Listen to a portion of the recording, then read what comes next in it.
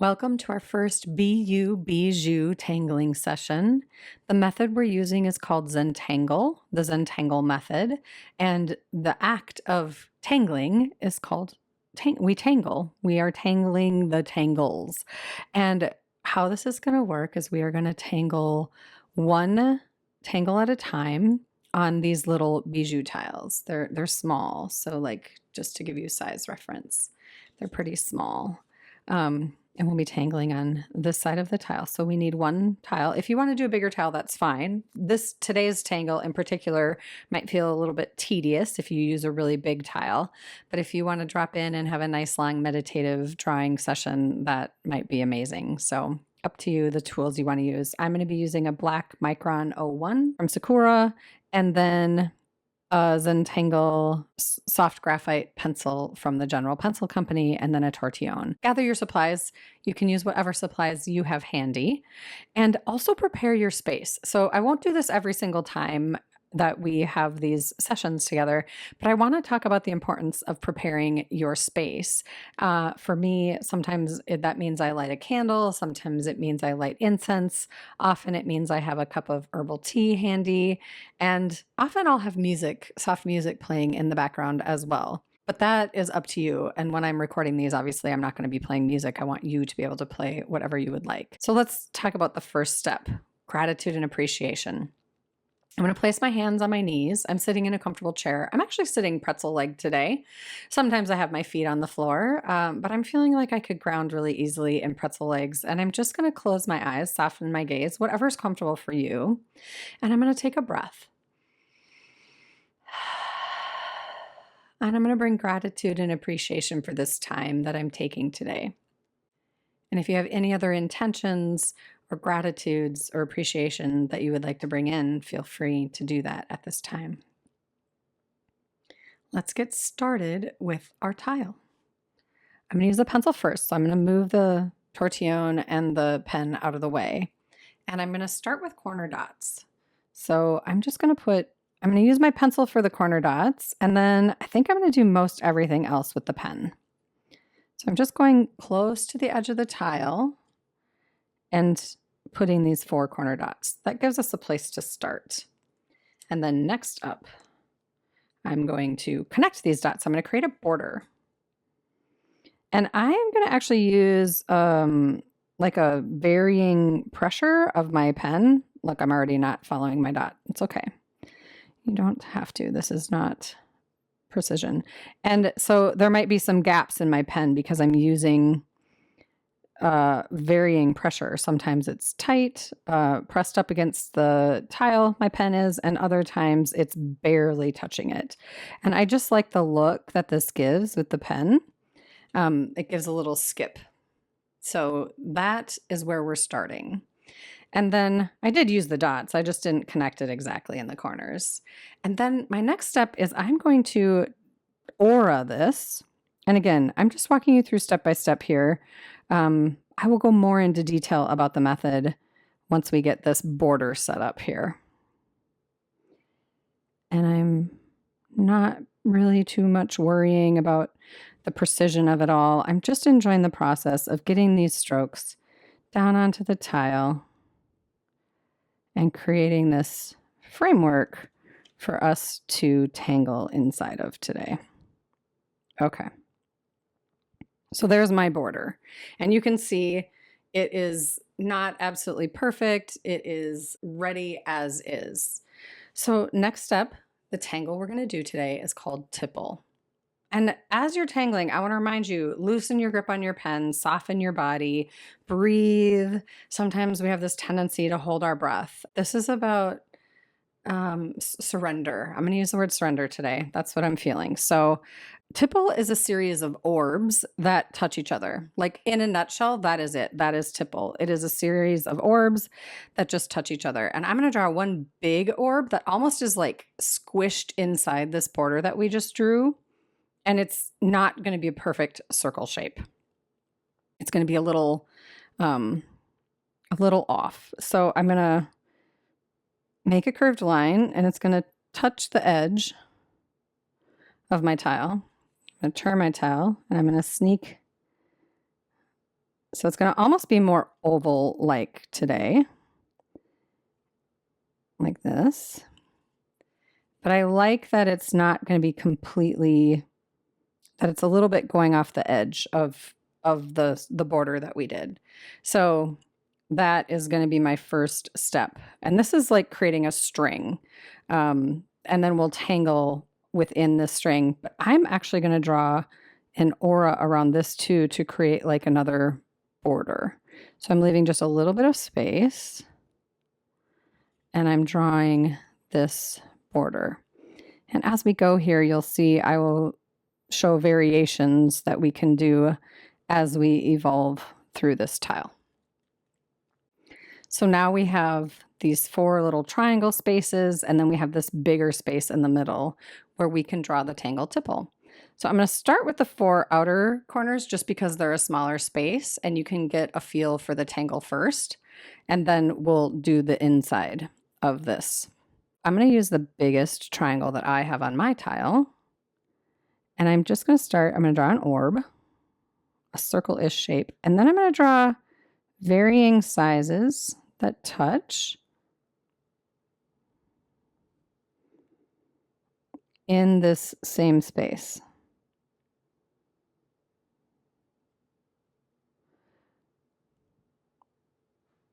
And you can see sometimes I make them bigger, sometimes I make them smaller. So that is tipple. That's what tipple looks like. And I'm going to do that same thing in these other corners.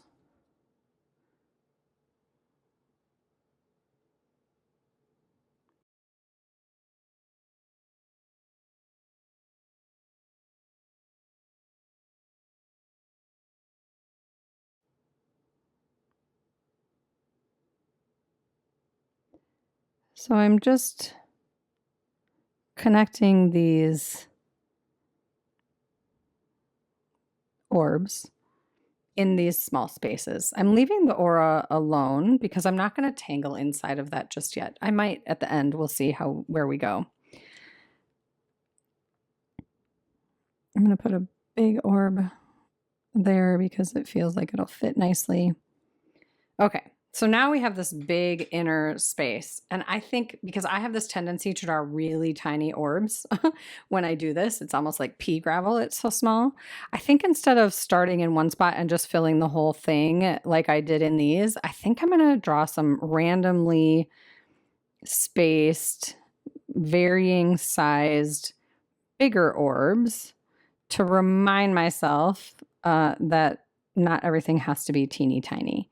And if this isn't something that really calls to you or you want to do, feel free to skip this step. But I want there to be a bunch of different sizes. So I feel like that's probably a good start. And then from here, I'm just going to pick a spot. Maybe I'm going to do this one because it's against the edge. And then I'm just going to take my time and I'm going to draw these orbs that touch. And then I'm going to tell you a little bit about this method. And then at some point I'll just stop talking and we will be in tangling. And I will let you know that I feel like it's important to share the method, like where the method came from and a little bit of that story. And then going forward, we might dive into more the quiet of the drawing, of the tangling, and then, maybe I'll invite you to explore your intuition and how you might be connecting to that in new and different ways as you explore and play with this method. So the Zentangle method was started by, or discovered by, or developed by is maybe a better way of putting it, Rick Roberts and Maria Thomas. And Maria was a botanical artist and a calligrapher, and Rick has been many different things.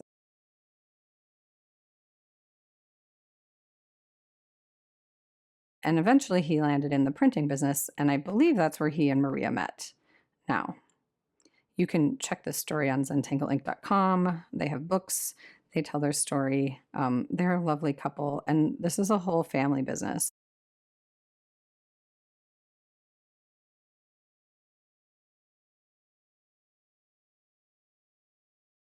so many people are involved in this family business and they're delightful.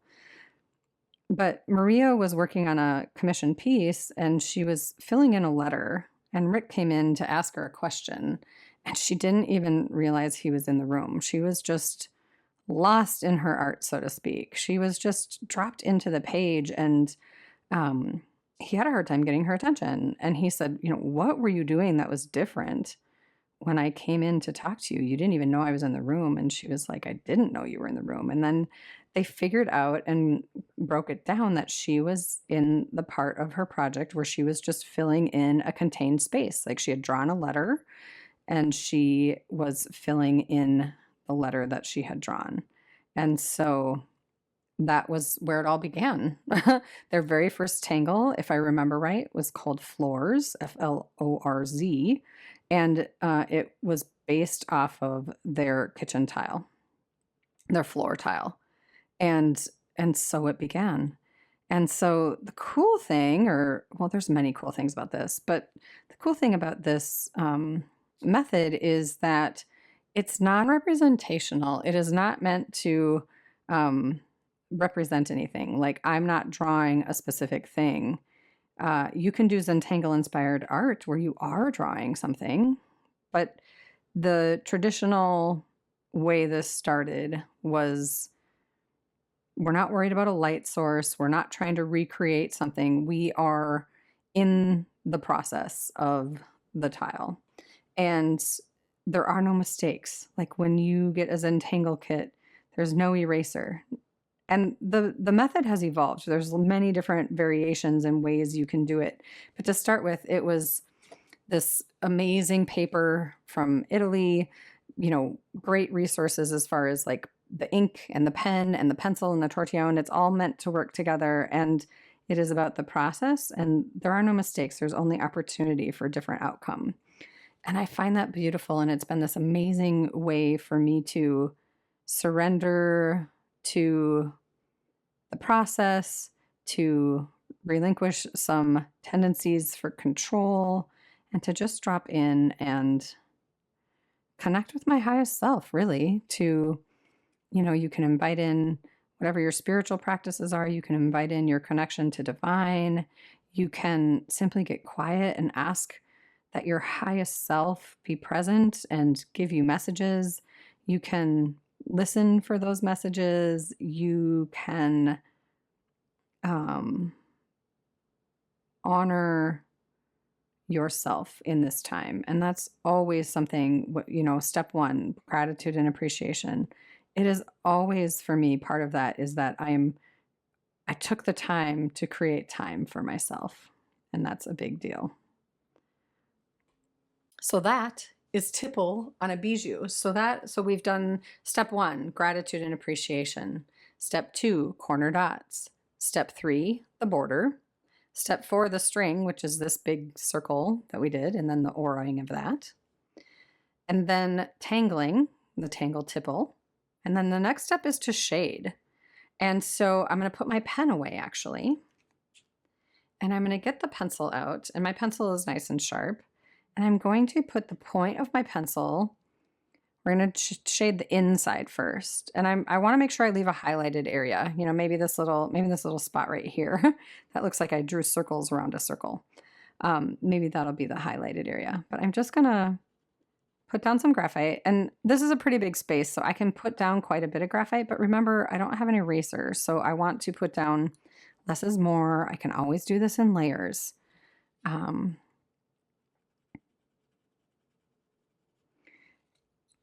A little bit back to the story of Rick and Maria, when they discovered this, he said, you basically just described meditation. And she's like, yeah, I feel really good. And there's something to this. And so they dug into all of that and realized the benefits that can happen. So now I'm taking my tortillon and I'm just at an angle and swirling in circles. And this particular paper is really good for this, for using a tortillon. It has almost like it has like some grit to it. So you can work the graphite into the fibers of the paper and it takes it really, really well. So know that you can play with this. It doesn't have to be done like with the perfect amount of graphite the very first time, right? You can play with that. And I'm pulling it up in toward that kind of little highlighted area that I talked about, this section right here, because I want it to be dark around the edge, and then I want there to be a spot that's just brighter than all the rest. And so that's kind of where I'm landing. I feel like I really do want this edge to be much darker. So you can play with how you do your shading. You don't have to do as much as I do. You could do more than I do. Molly, one of Maria's daughters, is in a shading. I think she shades more than she takes more time shading than she does drawing sometimes, it seems, and her pieces are amazing. I do encourage you to go check out Zentangle's like headquarters, zentangle.com. It is amazing. And they're all incredible artists. And the thing is everyone's an artist with this method. You just have to be able to draw a line, basically an I, a C, an orb shape, an O, and an S. And if you can do that, you can tangle. And you can create these beautiful works of art that you didn't even know were possible. Okay, I'm feeling good about that shading. And I'm feeling like, see, it looks different on the camera when I tip it up, but it looks more like this than it does like this in real life. And then there's another sort of layer of embellishment that we can do here that I think might be kind of fun. So I'm going to do this with you, and then we will move into the next step. But so I wait until I'm done with the tile for the most part to shade, but this is sort of an afterthought that I think might look kind of cool. So I'm going to do it, and you can decide if you want to do this on yours. And that is just to put some C shapes on this aura that we drew. I'm going to do it all the way around. It definitely gives it some dimension.